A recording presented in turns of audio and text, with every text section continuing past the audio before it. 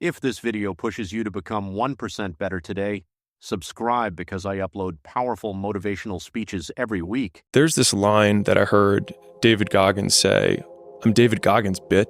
I remember him saying it, and I thought to myself, like, you want to be able to say that in the mirror to yourself and not laugh at yourself. Mm-hmm. And the only way that I can do that is know that when no one's watching, I work harder than when they're watching.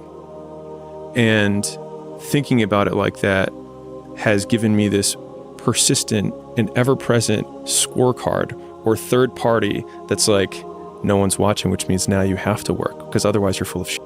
So after I lost everything for the second time, think about, like, I tell the story, but it's very easy to gloss over.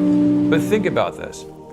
I had left my job, went to a new area, didn't know anyone, started a gym, didn't have enough money to have an apartment, slept at my gym, just grassroots got it going, made the gym successful by working there every hour of the day, was finally successful enough to be able to open a second location, a third, a fourth, a fifth, a sixth, finally feel like I tasted success, like I'm actually doing something, I'm actually pretty good here, like that bet that I made actually paid off. And then I lose it all. And so I sell all those locations, I put the money in a new thing, and then it's gone. And so I could look back and say, wow, I just spent all those years and I actually have nothing to show for it. The only thing I would have had to show was the money that I made. And so one of the other repeated fatherisms that he gave me was that education is the only thing that no one can take from you. The skills you have, the skills you acquire along the way are the only thing that are truly yours. There's nothing else in this world that actually belongs to you. Your clothes can get stolen, the belongings you have. You can define commitment by eliminating alternatives. So if you're committed, you've eliminated alternative actions. Right? Like you can say I'm committed, but until you eliminate other options, you're not committed. There's always a get out of jail free card. Right. And so a lot of people make decisions to end relationships, to quit their job, to start the new thing, but they don't become committed to the decision until they remove the other options. And then you're forced to take action on it. And so I think actually defining those two different things. Now you could define, decision as to kill off, like decidere from Latin, but from a colloquial thing, I think there are two different instances. It's like I need to change this, and then I do change it.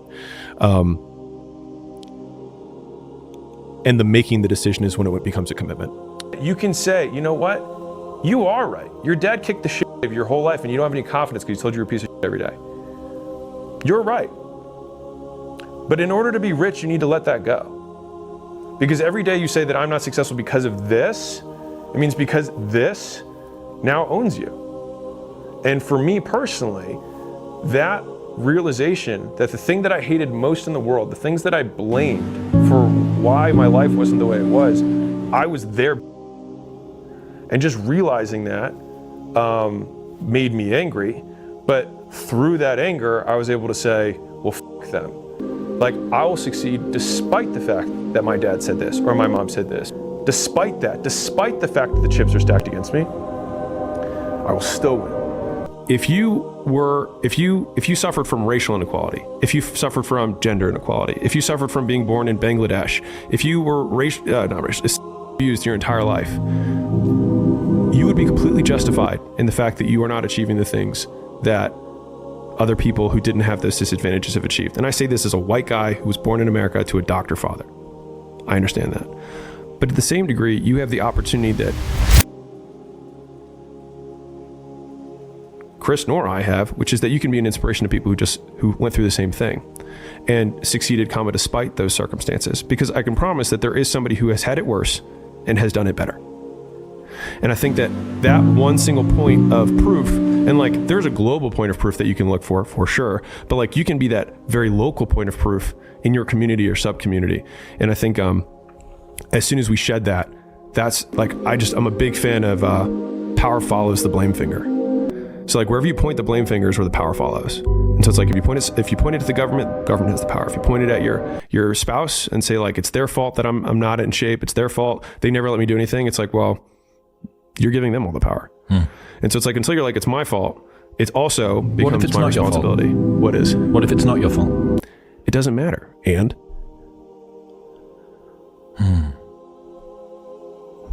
Like, I can't run marathons because I lost my leg at birth.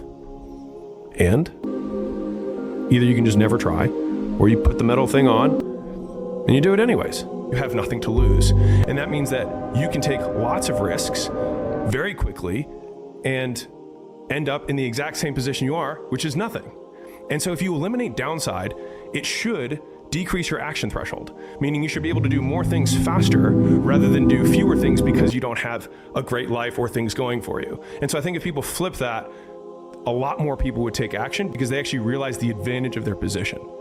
It's not about the resources you have, it's about how resourceful you're willing to be. Right now, getting started is 100% under your control. And I love taking this frame, which is that every self-made billionaire is self-made. Now, if you're like, wait, there are billionaires who aren't self-made. Right, that's why I didn't say all billionaires. Every self-made billionaire is self-made, and every self-made millionaire is self-made. And here's the one people hate. Every self-made person in poverty is self-made. Now, that may make you feel uncomfortable. And you know what? You may be right. You probably did have more disadvantages. You probably did have things that worked against you. And now what? You're right. So that's it then for you. The rest of your life will never go the way you want it to go. The harsh truth here is, if you want to feel better, blame others. If you want to get better, blame yourself. Nothing great was ever achieved by people who tried to be great at all things. And so I was like, okay, I'm just not gonna, I might not have a great relationship for a long period of time. I mean, there was, like, a lot of people don't know this, but in the early days of our relationship, even when we were married, I told Leia, so the first 3 years, I said the business comes before our marriage. So a lot of people don't know that. And I was like, well, to me, it made sense. It was like, most people break up over money. The business makes money, so the business feeds us, and then we will be okay. That was kind of my thinking around it. And we eventually flipped that and said, like, if we're good, the business will be fine. But it took 3 years to get there.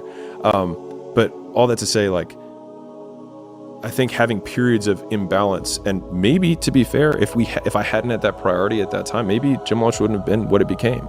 And so I can't look back and say, like, I should have done it different, because it's really easy to say that now.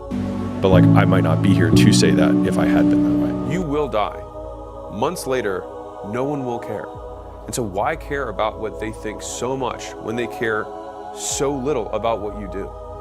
Like, take the risk, right? Shake off the losses, shake them off. Because in the end, you live for the story only you can tell to the only person who was there with you the entire time, which is you. You might as well make it epic, because you're literally the story writer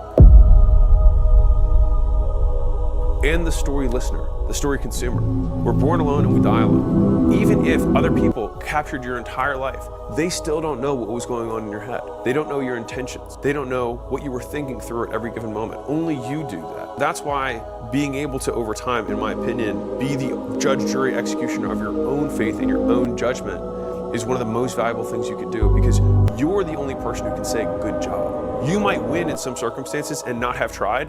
To me, that's a loss, because you know you could have put more in. You didn't empty the tank, right? You left some on the field. The other extreme, if you followed a logical thought path and you moved mountains to try and accomplish something, and if you actually had exhausted every possible path that you could think of, truly, beyond costs that were not worth the price of whatever you were trying to get, you exhausted all of the paths that were worth it, and you don't get it, other people may have said that you lost, but you know there's nothing else you could have done. And so you can still say good job. Your life every day exists as evidence that you can handle everything that has come your way. And I think that if you've ever had any need for evidence, let that be the greatest evidence of all. You stay in poverty until you learn the first lesson of poverty, which is 2 words: my fault.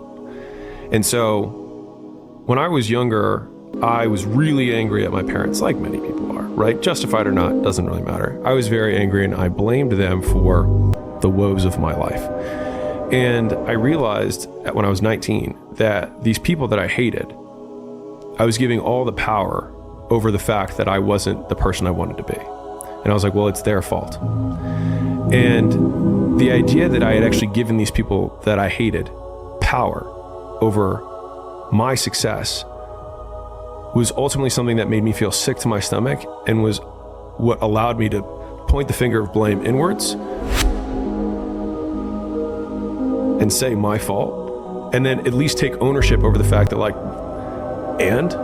sure, maybe your dad didn't hug you enough, or maybe your mom wasn't present, or whatever it is, right? It's like, and? So I spent 5 years building a chain of gyms. So I had 6 locations. And after that, I sold 5 of them. I shut one down. And then I transitioned to doing turnarounds. In the transition between shutting my gyms down, I got a big payday because I sold my 5 gyms. Big for me, relative. I took all that money and I put it into the next thing. The partner that I had in that next thing ended up taking the money and disappearing, filing bankruptcy, and sending it to his girlfriend in Sweden. I couldn't make this up. So there was no way I could get the money back, and he had filed bankruptcy. So there's no course of action for a lawsuit.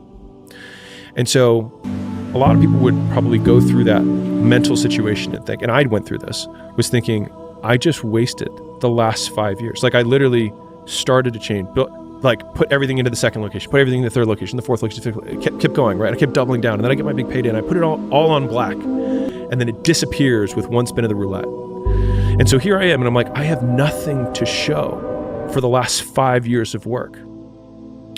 But then in the next 12 months, I made more money than I'd ever made in my entire life up to that point. The 5 years, I made more profit in the next 12 months than I made in the last 5 years times like 5. And it was because, and I was only able to realize this in retrospect, which is why I'm sharing it, which is that the thing that was the outcome of those 5 years was me and the skills and the experiences that I possessed through going through it. And so whatever the next mountain that you're trying to climb is, of course it's going to be higher, but it's going to require you to go through the smaller mountains to get to that point. So, because the more able you are, the more able you realize you can become. And you will get way bigger outcomes from the things that you had, like the path that led you here, than you think you can. That's why since that moment where I lost everything, and then I was able to make more in the next 12 months, I realized that no work is wasted because I am the output of the work, not the outcome. And that was one of the biggest frame shifts for me in never thinking that work is wasted, because the more I work, the bigger my work ethic, the more my work capacity increases.